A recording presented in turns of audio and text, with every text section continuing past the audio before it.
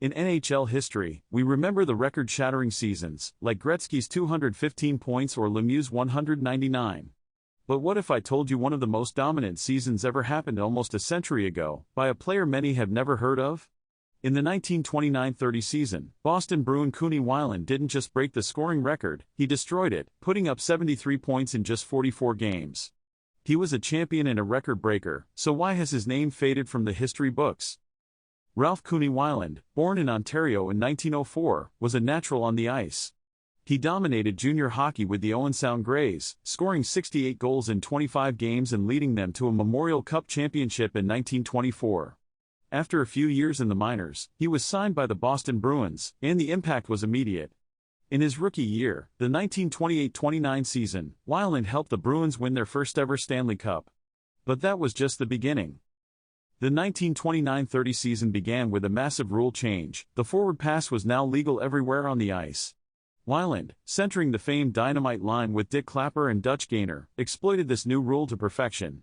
The previous scoring record was 51 points. In just 44 games, Weiland scored 43 goals and added 30 assists for 73 points, shattering the old record by over 40%. His Bruins team was unstoppable, finishing with a record of 38 wins, 5 losses, and 1 tie. Their .875 winning percentage remains the highest in NHL history. Weiland's 73-point record stood for over a decade, redrawing the map of what a single player could achieve. So how does a player who wins a cup as a rookie and then shatters the scoring record become a ghost in the history books? First, his historic season happened right as the Great Depression hit. With no national TV or internet, fame was local and easily forgotten. Second, he was overshadowed by his more famous and aggressive teammate, defenseman Dick Clapper, who constantly made headlines. Weiland was the quiet craftsman.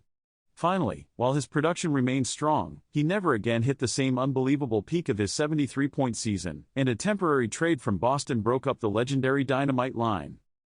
But to define Cooney Weiland by one season is to miss the point. He was traded from Boston but remained a top player, even leading the last-place Ottawa Senators in scoring. He eventually returned to the Bruins and was named team captain. In his final season, 1938-39, he led the team to another Stanley Cup. But he wasn't finished. He retired as a player and was immediately named head coach, leading the Bruins to yet another Stanley Cup in 1941.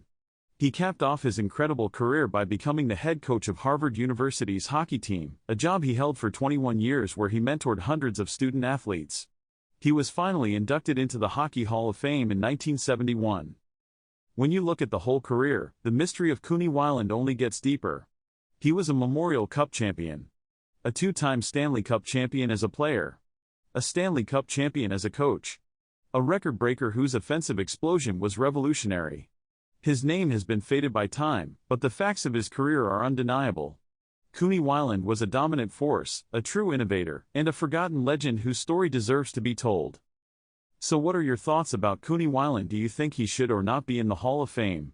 Write in the comments section below, and don't forget to subscribe, like and share this video, and click on the notification bell.